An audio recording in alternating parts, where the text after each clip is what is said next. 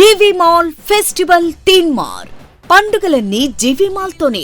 మహా పండుగలు mega sale 1+1 1+2 combo offers అన్ని విభాగాలలో. Saris, ladies, kids, men's and suiting విభాగాలలో attractive collection. 3 mega festivals, 1 mega fashion place. GV mall, Vijay Vihar centre, RR Pet, Eluru. పెళ్లిళ్ళు, పండుగలు, వేడుకలు ఎక్కడైనా సరే మీరే మెరిసిపోతారు.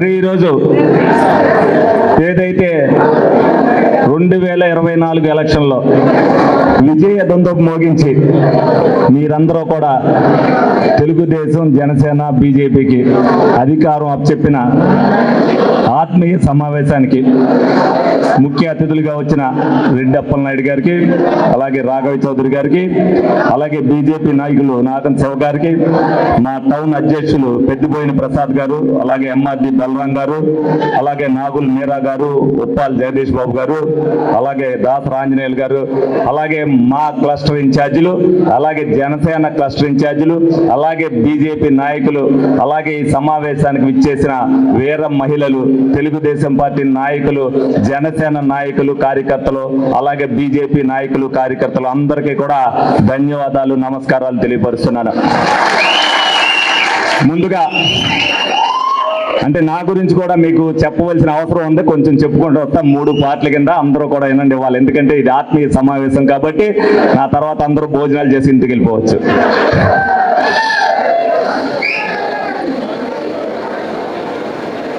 చిన్నప్పుడు నా దాని గురించి కూడా చెప్పాలి కాబట్టి, ఏదైతే మేము మా నలుగురిలో బుజ్జి గారు పుట్టిన తర్వాత మా తాతయ్య గారు మా అమ్మగారికి ఆపరేషన్ చేయడానికి తీసుకెళ్ళిపోయారు ఇంటికి. మా నాన్నగారు అలా కుదరదు, ఆపరేషన్ చేస్తే నేను కుదరదని చెప్పి మళ్ళీ మా అమ్మగారిని ఇంటికి తీసుకురావడం జరిగింది. ఎందుకనంటే పిల్లలకైతే పుట్టుకోకుండా ఆపరేషన్ చేయించడానికి వీల్లేదు, ఎంతమంది అంటారో అంతమంది పుడతారు, పుట్టేవాడు ఏమవుతాడో మనకేం తెలిసావు కలగన్నావా అని చెప్పి చెప్పడం జరిగింది. అలాగా బుజ్జి గారి తర్వాత మరి 1 సంవత్సరంన్నర గ్యాప్ తర్వాత నేను పుట్టడం జరిగింది. నేను పుట్టిన తర్వాత మళ్ళీ ఆపరేషన్ వద్దంటారేమో అని మా నాన్నగారు, మా తాతయ్య గారు పుట్టంతో ఆపరేషన్ దాంట్లో చేశారు. మా నాన్నగారు అలిగి 2 నెలలు అత్తగారు ఇంటికి వెళ్తాం మానేశారు. నేను మరి యాదృచ్ఛికంగా బుజ్జి గారు ఎమ్మెల్యే అవుతారని నేను అనుకోలా, రాజకీయంగా మా నాన్నగారు చైర్మన్ అవుతారని ఆయన అనుకోలా. చిన్ననాడు మా నానమ్మ గారు ఎప్పటికైనా సరే నువ్వు చైర్మన్ అవుతావు అని చెప్పి మా నాన్నగారు కంటే మా నాన్నగారు చనిపోయే ముందు 2.5 సంవత్సరాల్లో చైర్మన్ అయ్యారు. అలాగే మరి బుజ్జి గారు ఎమ్మెల్యే అవుతారని మేము ఎప్పుడు కూడా ఊహించుకోవాలా. మా నాన్నగారు అయ్యారు కాబట్టి మున్సిపల్ చైర్మన్ చెయ్యాలి అనే ఉద్దేశంతోనే కార్పొరేషన్ చెయ్యాలని అనుకున్నాం. అప్పుడు అనుకోకుండా మరి అది మహిళ అవటం వల్ల ఎంఆర్డి బలరాం ఈశ్వరి గారు ఆ రోజున చైర్మన్ అయ్యడం జరిగింది. లేకపోతే బుజ్జి గారు ముందు మున్సిపల్ చైర్మన్ గా అయ్యేవారు, ఎమ్మెల్యే అవకాశం వచ్చేది కాదేమో. అయిన తర్వాత మరి ప్రజారాజ్యం పార్టీ పెడతాం, అందులోకి వెళ్తాం, మళ్ళీ చంద్రబాబు నాయుడు గారు రమ్మంటాం. ఏదైనా సరే ఆ రోజున మరి బుజ్జి గారికి టికెట్ చంద్రబాబు నాయుడు గారు ఇచ్చి ఆ రోజున పరిస్థితుల్లో మరి తెలుగుదేశం పార్టీ ఘన విజయం సాధించింది. బుజ్జి గారికి టికెట్ ఇచ్చినప్పుడు చంద్రబాబు నాయుడు గారు గొప్పతనం ఏం లేదు. ఈ రోజున 2024లో నాకిచ్చి బడేటి కుటుంబం రుణం తీసుకున్నారు కాబట్టి చంద్రబాబు నాయుడు గారికి ముందుగా ధన్యవాదాలు తెలపాలి. ఎందుకంటే ఆ రోజున ఏంటంటే ఉన్న పరిస్థితుల్లో బుజ్జి గారు అక్కడి నుంచి వచ్చారు ఇవ్వాలనేది, నేనేం పదవి చేయలే, బుజ్జి గారు వెనకాల ఉండి చేశా. కానీ ఏదైతే బడేటి కుటుంబం మీద ప్రజల్లో ఉన్న ఇది కానీ, అలాగే కుటుంబంలో వాళ్ళందరూ కూడా రాజకీయంగా చేశారని కానీ, అందరినీ కూడా కలుపుకెళ్తానని ఒక నమ్మి నాకు ఏదైతే ఇచ్చారో తప్పనిసరిగా అందరినీ కలుపుకెళ్తానికి ప్రతి ప్రయత్నం కూడా వేశా. నాకు టికెట్ వచ్చిన తర్వాత రెడ్డి అప్పలనాయుడు గారికి వెంటనే ఫోన్ చేశా. అందరూ అనుకున్నారు రెడ్డి అప్పలనాయుడు గారితో చంటి గారు ఏం మాట్లాడలే, అలా వదిలేసాడేంటి అలా వదిలేసాడండి. మా ఇద్దరి మధ్యన ఏం లేదు, స్నేహబంధం ఉంది, 4 రోజులు పోయే కూర్చుని మాట్లాడుకుందాం అనుకున్నారు. ఎవరితో సంప్రదించలా, మీ ఇద్దరు 2 నిమిషాలు మాట్లాడుకున్నాం, లేచి వచ్చేసాం, అయిపోయింది, పూర్తి అయిపోయింది అంతే. మా అందరికి మాకేమి ఇదేవి విద్వేషాలు లేవు, మా ఇద్దరి మధ్యన మంచి స్నేహపూర్వకమైన వాతావరణం ఉంది. మీరందరూ కింద అనేక రకాలుగా అనుకుని ఉండొచ్చు, ఎలక్షన్లో చిన్న క్రిటికల్ సమస్య కూడా రాకుండా మీ నుంచి చక్కటి సమన్వయంతో మేము పనిచేసుకుని వెళ్ళిపోయాం. ఇంకా బీజేపీ నాయకులు మాకు పెద్దగా పరిచయం లేకపోయినా నాగన్ శివ గారి ద్వారా దుర్గారావు గారిని వాళ్ళని పిలిచి మీకు ఎవరైనా ఏదైనా ఉంటే మీరు చెప్పండి, ఆ సమావేశానికి మేము చెప్తామని చెప్పాం. వాళ్ళు కూడా రావడం జరిగింది, వాళ్ళ సహకారం కూడా అందించారు. 100% ఒక్క ఓటు కూడా పడకపోకుండా ఈ కూటమికి అందరూ కూడా వేసి సహకారం అందించారు. ముందుగా మీ అందరికీ కూడా ధన్యవాదాలు చెప్తున్నా. అలాగే వైసీపీ వాళ్ళు అనేక ప్రచారాలు చేశారు.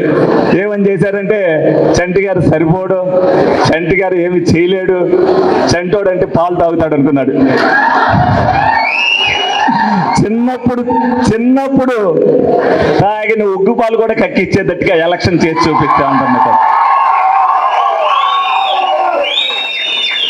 ఏదో 5గురితో తిరిగేస్తున్నాడులే, ఏం చేయగలడు, ఎలక్షన్ చేయగలడా, వాళ్ళు ఏమన్నా వింటారా అని చెప్పి ప్రతి ఇంటి తలుపు తట్టా, ప్రతి ఒక్కరితో కూడా మాట్లాడా, ప్రతి ఒక్క కుటుంబ సభ్యుడిలాగా వాళ్ళతో మాట్లాడా. వాళ్ళు విన్నారు, మమేకం అయ్యారు. తప్పనిసరిగా మాకు చేస్తారని ఏదైతే ఆదరాభిమానంతో మాట ఇచ్చారో ఆ మాటని అనుకుని యావత్ ప్రజానీకం కూడా వాళ్ళు ఓటు రూపేణా వాళ్ళు అభిమానాన్ని ఎలక్షన్లో చూపించారు. ముందుగా ప్రజలందరికీ కూడా ధన్యవాదాలు తెలపాలని ఈ సందర్భంగా కోరుకుంటున్నా. అనేక మీటింగుల్లో నేను చెప్పా, నాకు పాస్ మార్కులు ఇస్తే అవసరం లేదు, నాకు డిస్టింక్షన్తో ఇస్తేనని చెప్పి. నిజంగా నేనే 10,000 15,000 మెజార్టీతో గెలిస్తే అసలు ఈ సమావేశం కూడా నేను పెట్టేవాడిని కాదు. ఎందుకంటే నిరుత్సాహంతో ఇంట్లోనే కూర్చునేవాడిని. ఇవాళ 100 సార్లు, 100 సార్లు చెప్పా, ఏలూరు చరిత్రను తిరగరాస్తాను అని చెప్పా. చంద్రబాబు నాయుడు గారి మీటింగ్ లో కూడా అనుకోకుండా 1983 చరిత్రను తిరగరాసి డాక్టర్ చెన్నకేశవ రంగారావు గారు మెజార్టీని రాసి మేము చూపిస్తేనే ప్రజలందరూ కూడా సహకరించాలని కోరుకున్నా. అది నా నోటెంట యాదృచ్ఛికంగా వచ్చినప్పటికీ కూడా దేవుడు పైన ఉన్నాడు, వరం ఇచ్చాడు. తప్పనిసరిగా ఏదైతే ఏలూరు నియోజకవర్గం ఏర్పడిన తర్వాత రాని రికార్డు 63,000 మెజార్టీ రికార్డు. ఇక ఇది భవిష్యత్తులో ఎవరో పోదు. 200 సంవత్సరాల పాటు నాకు తెలిసి మీరు, మీ పిల్లలు, మీ కూడా, ఎందుకనంటే 2029లో 2 నియోజకవర్గాలు అయిపోతాయి. ఇక ఇన్ని ఓట్లు కూడా ఉండవు, పైగా ఉండవు. ఇక ఎప్పటికీ రాదు. ఇది చరిత్ర తిరగరాయింది. అలాగే ఏదైతే ఉందో మీరందరూ అనుకోవచ్చు 63,000 రావచ్చని. అన్ని చోట్ల 80-83% పోలైనవి. మనకి 70% పోలైనవి. 70%లో 60,000 రావటం అంటే అదే 80% అయితే మనకి 80,000 ఓట్లు కూడా రావటం జరిగేది. దీని అంతటికీ కారణం మీరే. ఆ రోజున చెప్పా మీ అందరికీ కూడా, మీరందరూ సమిష్టి కృషి చేస్తేనే విజయం సాధిస్తుందని చెప్పి. ఎక్కడైతే ప్రతి కార్యకర్త కూడా, ఎందుకంటే నేను కూలంకషంగా స్టడీ చేశా, ఎవరైతే డివిజన్ ఇన్ఛార్జీలు కార్యకర్తలు ఐక్యమత్యంలో ప్రతి డివిజన్ లో కూడా చేశారో అక్కడ 17,700 నుంచి 2,300 ప్రతి డివిజన్ లో కూడా మెజార్టీ రావడం జరిగింది. 5-6 డివిజన్లో 100లోనే ఉన్నాయి. వాళ్ళు అక్కడ చేయటంలో బాధ్యత లేకోకుండా, ఇంకొకటి కలుపుకి వెళ్ళకోకుండా ఏదైతే చేశారో ఆ రోజు అక్కడ రాలా. నేను ఫస్ట్ గా చెప్పా, అహంకారంతో మనం ఏం చేయలేం. ఏదైతే అహంకారంతో జగన్మోహన్ రెడ్డి పరిపాలించాడో అహంకారాన్ని అణిచివేతతో ప్రజలు ఏ విధంగా చూపించారని మీరు అందరూ కూడా చూశారు. ప్రజలందరినీ భయపెట్టాడు జగన్మోహన్ రెడ్డి. ప్రజలు భయపెట్టారు. ఓటుతో జగన్మోహన్ రెడ్డిని గజగజ వణికించేటట్టు చేశారు. ఈ రోజున మళ్ళీ పార్టీని నడపాలా, పార్టీని మూసేయాలా, ఏం చెయ్యాలో తెలియక ఈవీఎంలు మేనేజ్ చేసామని చెప్పుకుంటున్నాడు. మరి 150 ఓటు ఇచ్చినప్పుడు ఏ ఈవీఎంలు మేనేజ్ చేశాడు చెప్పండి మీరు అందరూ. భవిష్యత్తులో నాకు తెలిసైతే వాళ్ళ నాయకులు టీవీ ముందు వచ్చి మాట్లాడటానికి లేదు. అలాగే 50 డివిజన్లో, అంటే ఎప్పుడు కూడా ఏలూరు చరిత్రలో 50 డివిజన్లో కూడా మెజార్టీ రావడం జరగదా. 2014లో కూడా 43 మేము గెలిస్తే 7 డివిజన్లు వాళ్ళు గెలిచారు. ఇవాళ 50 డివిజన్లో కూడా మెజార్టీ రావడం జరిగింది. 50 డివిజన్లో కూడా ఒక్క డివిజన్ కూడా మిస్ అవ్వకుండా ఫస్ట్ రౌండే 4,000 వస్తే మేము 50,000 దాటిపోద్ది అనుకుని అలాగే జరిగింది. అలాగే ఈరోజు ఇన్ని సంవత్సరాలు ఏదైతే కష్టపడి కుటుంబ గౌరవాన్ని కాపాడుకుంటూ తీసుకొచ్చానో, ప్రతి ఒక్కరు ఎవరైతే పనిచేశారో ప్రతి ఒక్క కార్యకర్తకి, కష్టపడిన కార్యకర్త ప్రతి ఒక్కడు నాకు తెలుసు ఎవరి స్టేజ్లో వాళ్ళు కష్టపడ్డారు. నా వెనకాల తిరిగేదాడు ఎవడో ప్రసాద్ అని, కారులో తిరుగుతాడు కాబట్టి నన్ను స్టేజ్ వరకు తీసుకెళ్ళగలుగుతాడు కాబట్టి వాడిని నేను ఎన్నుకుంటా. ఇక్కడ ప్రతి కార్యకర్త కూడా ఎవరి స్థాయిలో వాళ్ళు చేశారు కాబట్టి వాళ్ళకి ఏ ఒక్క పనిలో వాళ్ళకి ఆతంకం ఉంటుందో ఆ పని చేసి వచ్చి బాధ్యత నాది. వాళ్ళు ఎక్కువ, వీళ్ళు తక్కువ అంటే నాకు అందరూ సమానమే. చిన్న స్థాయి కార్యకర్త నుంచి పై స్థాయి వరకు నాకు 2 కోట్ల రూపాయలు డొనేషన్ ఇచ్చిన ప్రతి కార్యకర్త కూడా అందరూ కూడా ఒకటే సమానంగా నేను చెప్తున్నాను. యాక్చువల్గా అయితే ఎవరికి పని చేసినా ఎవరి స్థాయికి తగ్గట్టు అందరూ, వాడు చిన్నాడు వాడికి చేయవలసిన పని అనేది అవసరం లేదు. అందరూ కూడా నాకేదైతే ఆదరాభిమానం నుంచి తప్పనిసరిగా, ఎందుకంటే ఎలక్షన్ అనేది చాలా వ్యయంతో కూడుకుంది. 5 సంవత్సరాల పాటు నేను ఏ విధంగా నడిపానో నాకే తెలియని పరిస్థితి. ఎలక్షన్ ఏ విధంగా చేస్తాననేది కార్యకర్తలందరూ కూడా అనుకున్నారు. ఎలక్షన్లో ఏం ఖర్చు పెట్టగలరు ఏంటో అని అనుకున్నారు. ఎలక్షన్లో నోటు మీద ఏలేసుకునేటట్టుగా ఎవ్వరు మాట్లాడకుండా చేసే పని చేస్తానా లేదా అనేది మీరు అందరూ కూడా చెప్పుకోవాలి. ప్రతి ఒక్కరిని కూడా ఎవరికి కూడా ఆటంకం పరచుకోకుండా అధికారంలో లేకపోయినా అధికార పార్టీ కంటే మించిన ఎలక్షన్ మొత్తం మా కార్యకర్తలందరూ కూడా నడిపించి చూపించారు. చిన్న చిన్న ఉన్నాయి, ఎందుకంటే జనసేన కార్యకర్తలకి కొన్ని చెప్పడానికి కుదిరే కాదు, ఆ క్షణంలో జరిగిపోతాయి. దానికి పాపం రెడ్డప్పల నాయుడు గారికి వాళ్ళు ఫోన్ చేసి అన్నయ్య నాకు చెప్పలేదని అంటున్నారు, ఆడు కొద్దిగా మాట్లాడు. ఆయన కూడా ఏం చేయగలడు మరి, వాళ్ళు అన్నప్పుడు దాన్ని మా దృష్టిలోకి తీసుకురావడం. వెంటనే నేను ఫోన్ చేసి దాన్ని, అరే బాబు ఇలా జరిగింది, మీరు వెంటనే కొద్దిగా ఫోన్ చేసి చెప్పండి అని మా వాళ్ళు ఫోన్ చేయడానికి, అంటే అది ఒక చోటన 2 చోట్ల జరిగినాయి. దాన్ని కూడా ఇమీడియట్ గా రెక్టిఫికేషన్ చేసుకుంటూ ఎదరికెళ్తాం జరిగింది. ఎందుకంటే ప్రతి విషయంలో కూడా రేపు కూడా మనం అందరం కూడా కలిసి పనిచేయాలి. ఏదైతే ఒక రాష్ట్రాన్ని సాగనంపడానికి మనం అందరం చెయ్యి గెలిపామో, ప్రజలు గెలవాలి అని అనుకున్నాడు చాలా పవన్ కళ్యాణ్ గారు, చంద్రబాబు నాయుడు గారు. ప్రజలు గెలిచారు, మన గెలిపించడం కాదు, మనం ప్రజలను గెలిపించాం.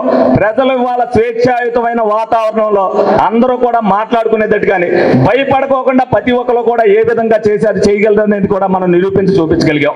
అలాగే ఈ రోజున రేపు రాబోయే రోజుల్లో పని విషయంలో కూడా మీరందరూ ఎవరైతే కార్యకర్తలు నాయకులు ఉన్నారో అదే విధంగా ఇవాళ ఏలూరులో శానిటైజేషన్ వ్యవస్థ ఏ విధంగా ఉందనేది మీరు అందరూ కూడా చూశారు. ఎక్కడైనా దుర్గంధం వస్తుందా, ఏదైనా వాళ్ళు తీయిపోయినా సరే మీరందరూ కూడా బాధ్యతతో ఆ శానిటైజర్ ఇన్స్పెక్టర్ నెంబర్ కనుక్కుని మీరు ఫోన్ చేయండి. ఏ విధంగా అంటే నా అధికారం మీదే. రేపొద్దున ఎమ్మెల్యే గారు స్ట్రీట్ లోకి వస్తా అన్నారు, ఇది ఎత్తేయమని మీరు అడగండి. వాడు చేస్తే సరే, లేకపోతే ఆ డివిజన్ లోకి తెల్లారి మీరు ఫోన్ చేయండి, ఆ డివిజన్ లోకి నేనే వస్తాను తప్పనిసరిగా. నా అధికారం మీది, నేను 24 hours ఆన్ డ్యూటీ, నాకు వేరే పనేమి లేదు. నాకు రాజకీయాల్లోకి నాకు అధికారం కావాలని లేదు, నా అధికారం మీదే. మీకోసం నేను వచ్చా, మీకు సేవ చేయడానికి వచ్చా. నాకు అధికారం ముఖ్యమా, కార్యకర్తలు ప్రజలు ముఖ్యమా అంటే నాకు అధికారం ముఖ్యం కాదు, కార్యకర్తలకి ప్రజలకి పనిచేయడమే ముఖ్యమని అందరికి కూడా చెప్తున్నా. ఎందుకంటే ఎలక్షన్ అప్పుడు కూడా చెప్పా, నాకు గెలుపు ముఖ్యమా ఆరోగ్యం ముఖ్యమా అని అడిగా. నాకు గెలిపే ముఖ్యం, ఆరోగ్యం ముఖ్యం కాదనుకుని నేను తిరిగా. ఈ రోజున ప్రజలకి సేవ చేయడమే నాకు ముఖ్యం తప్పితే నాకు ఈ అధికారం అవసరంలా. 2029లో నేను పోటీ చేస్తాను లేదో కూడా నాకు తెలియదు. మీ అందరు ఆగ్రహాలు అప్పుడు ఎలాగుంటాయో తెలియదు, కానీ మీ అందరి గుండెల్లో స్థానం సంపాదించడం మటుకు నాకు ముఖ్యం. అదే విధంగా 2024 నుంచి 2029 వరకు అందరి ఐకమత్యంతో చరిత్ర తిరగరాయడానికి అది ఒక సువర్ణ యుగం. 2024లో 29లో ఏ విధంగా ఎలక్షన్ కలిసిమెలిసి చేశామో అందరికీ న్యాయం చేసే విషయంలో కూడా అదే విధంగా కలిసిమెలిసి చేసి తీరుతామని శపథం చేసి చేస్తున్నాను మీ అందరికీ కూడా. ప్రతి ఒక్కరు కూడా ఈ ఎలక్షన్ లో కులాలకు అతీతంగా మతాలకు అతీతంగా అందరూ కూడా ఎన్నో విద్వేషాలు సృష్టించారు, ఎన్నో చేద్దామని ప్రయత్నాలు చేశారు. ఎన్ని చేసినా సరే ప్రజలు దేన్ని నమ్మలా. ఒక రాక్షస పాలన సాగనంపడానికి ప్రతి ఒక్కరు చెయ్యి కలపాలి, ఈ కుల విభేదాలు కాకూడదని చెప్పి మనల్ని గెలిపించారు. మన మీద గురుతరమైన బాధ్యత మన మీద పెట్టారు. ఎన్నో కుయుక్తులు పన్నారు. ఏదంటే కుల సంఘాలకి కళ్యాణ మండపాలకి సైట్లు ఇచ్చారు, నా మీద వ్యక్తిగత విమర్శలు చేయడానికి ప్రయత్నించారు. నేను తెల్ల పేపర్లు అటువంటి, నేను దేనికి స్పందించలా. వాళ్ళు చేసిన ప్రతి విద్వేషానికి 10,000 ఓట్లు నాకు ఎక్స్ట్రా వచ్చినాయి. 2 వీడియోలు పెట్టారు, 20,000 నాకు కలిసింది. ఎందుకంటే జగజారుడు రాజకీయం నేను చేయవలసిన పని లేదు. నేను దానికి స్పందించలా, వ్యక్తిగతంగా నేను ఎవరిని విమర్శించలా. వాళ్ళకి తడువుకుంటే 100 ఉంటాయి, వాళ్ళకి మాట అనకూడదు కానీ 100 బొక్కలు ఉంటాయి వాళ్ళకి. ఉంటాయా లేదా చెప్పండి మీరు. నేను ఒక్క మాట అంటే నా కార్యకర్తలు సోషల్ మీడియాలో 100 పెడతారు, కానీ నేను ఒకటే సమన్వయంతో పాటించమన్నా. ఈ ఎలక్షన్ లో ఒక్కడిని కూడా దొంగోటు వేయమని కూడా నేను ఎవరిని అడగల. మీ అందరూ కూడా తెలుసుకోండి, దొంగోటు వేయమని అడగల. ఎలక్షన్ ఫెయిర్ గా చేసి 63,000 సాధించాము అని అంటే మన కార్యకర్తలు ఎన్నెన్నో చేయగలరు. ఇంకొక 5,000 ఓట్లు సాధించగల సత్తా మనందరికీ కూడా ఉంది. అలాగే చాలా మంది నాయకుల్ని ఎవరైతే జనసేన నాయకుల మీద కానీ తెలుగుదేశం పార్టీ కార్యకర్తల మీద కానీ దాడులు చేశారో వాళ్ళని ఎవరిని కూడా వస్తానన్నా కూడా పార్టీలోకి తీసుకోవాలని నాకు అవసరం లేదన్నా. అవసరం లేదన్నా భవిష్యత్తులో కూడా మీరు అదే పని చేయాలి. మీరు కానీ మేము కానీ కలిసిమెలిసి ఉన్నాం. మీకు అన్యాయం జరిగినా మాకు అన్యాయం జరిగినా ఒకటే. ఎవరినైనా మీరు జాయిన్ చేసుకున్నప్పుడైనా మేము జాయిన్ చేసుకునేటప్పుడైనా మన మనోభావాలు పోకుండా నాయకులు చేసుకుని మేము చేసుకుంటాం. మీరు కంగారు పడకండి, తప్పనిసరిగా మనం అందరం కూడా చేసుకోవాలి. ఏదైతే మేము 5,000 మంది ఉంటాం, మీరు 5,000 మంది ఉంటారు, వాళ్ళు 5,000 మంది ఉంటారు. కానీ ప్రజలు అనేది 1,80,000 మంది ఉంటారు. వాళ్ళు మనకు కావాలి. ఓటేసిన 1,80,000 మంది వల్లే మనం గెలిచాం. మన కార్యకర్తలు వాళ్ళకి నిరూపించారు. కానీ ఓటేసింది సామాన్య మానవుడు. సామాన్య మానవుడిని రేపు మెప్పించవలసిన బాధ్యత ఈ 5,000 మంది మీద ఉంది. దాన్ని దృష్టిలో పెట్టుకుని మనం ఏదైనా సరే ప్రతిదీ కూడా కూలంకషంగానే మనం తెచ్చుకోవాలి. అడ్మినిస్ట్రేషన్ విషయంలో నేను అనేక రకాల బిజినెస్లు చేశా. ప్రతిదాన్ని కూడా కూలంకషంగా చదవగలను, ఇమీడియట్ గా మీకు చేయగలను. తప్పనిసరిగా ఏలూరు అభివృద్ధి విషయంలో ఏ విధంగా అయితే ఎదరికెళ్ళాలనే విషయంలో అందరూ కూర్చుని మాట్లాడుకుంటాం. తప్పనిసరిగా మీ ఏదైతే అనుకుంటున్నారో మీ ఆశయాలకి అనుగుణంగా పరిపాలన సాగుద్ది. ఏ కార్యకర్త ఏ నాయకుడు కూడా సంతృప్తి పడకోకుండా ఉండేటట్టుగా చేయటమే మా లక్ష్యం. తప్పనిసరిగా ఆ విధంగా ఉంటుందని మీ అందరినీ కోరుకుంటూ, ఏదైతే పవన్ కళ్యాణ్ గారు కానీ, చంద్రబాబు నాయుడు గారు కానీ, మోడీ గారు కానీ ఒక రాష్ట్ర ఆశయ సాధన కోసం ఎదరికెళ్లారో దాన్ని మనం బాధ్యతతో ఏ విధంగా అయితే గెలిపించామో రేపు బాధ్యతగా అభివృద్ధి విషయంలో కూడా ప్రతి ఒక్కరు కూడా ప్రవర్తించాలని మీ అందరినీ కోరుకుంటూ మీ అందరికీ కూడా కృతజ్ఞతలు తెలుపు శిరస్సు వంచి నమస్కారం చేస్తున్నాను. Thank you. ఈ రోజున ఆంధ్రప్రదేశ్లో 2019లో ప్రభుత్వం ఏర్పడుతుందోనే యుద్ధాంశాలతో ప్రారంభమైనటువంటి జగన్మోహన్ రెడ్డి ప్రభుత్వం అదేవిధంగా 5 సంవత్సరాలు కూడా దాన్ని కొనసాగించి 5.5 కోట్ల మంది ప్రజల యొక్క హృదయాన్ని గాయపరిచి మరలా ఏ రోజు ఎలక్షన్ వస్తుందా ఈ యుద్ధాంశంతో కూడినటువంటి ఈ అరాజకీయ ప్రభుత్వాన్ని ఈ యొక్క కుటీల మనస్సు కలిగినటువంటి జగన్మోహన్ రెడ్డి పరిపాలనని గద్దె దించాలి, ఇంటికి పంపించాలి అన్నటువంటి ఆలోచనతో 60 నెలలు 1825 రోజులు ఈ రాష్ట్రంలో ఉన్నటువంటి ప్రజానీకం అంతా కూడా ఎదురు చూసింది. అదే మే 13వ తారీఖున మరి యొక్క ఈవీఎంలో భద్రపరిచి బటన్ నొక్కి విజయాన్ని భద్రపరిచి మనకి జూన్ 4వ తారీఖున ఒక కని విని ఎరగనటువంటి రిజల్ట్ ని ఏలూరు నియోజకవర్గంలో ఎన్నడూ లేనటువంటి అత్యధిక మెజార్టీని అందించి మేమున్నాం, మీ పక్షాన ప్రజానికంగా మేమున్నాం అన్నటువంటి ఒక ఘనమైనటువంటి తీర్పునిచ్చినటువంటి ఏలూరు నియోజకవర్గ ప్రజానికందరికి కూడా జనసేన పార్టీ తరఫున, టీడీపీ తరఫున, భారతీయ జనతా పార్టీ తరఫున ప్రజలందరికీ అభినందనలు తెలియజేస్తా ఉన్నాం. ప్రీతమ శాసనసభ్యులు 3 రోజులు వ్యవధి పూర్తవుతుంది శాసనసభ్యులుగా ఎన్నికై. తక్షణమే కార్యకర్తల సమావేశం వేసి వాళ్ళందరికీ కృతజ్ఞత చెప్పాల్సిన బాధ్యత మనపై ఉందని చెప్పని ఈ సమావేశాన్ని ఏర్పాటు చేసినందుకు ఒక కార్యకర్తగా మన తండ్రి గారిని నేను ప్రత్యేకంగా అభినందనలు తెలియజేసుకుంటూ, మరి 5 సంవత్సరాల మీ పోరాటం ఈ రోజు విజయోత్సవ సభలాగా ఇక్కడ హాజరైనటువంటి ప్రతి వ్యక్తికి, మహిళా సోదరి మందికి కూడా నేను హృదయపూర్వక ధన్యవాదాలు, అభినందనలు తెలియజేసుకుంటున్నాను.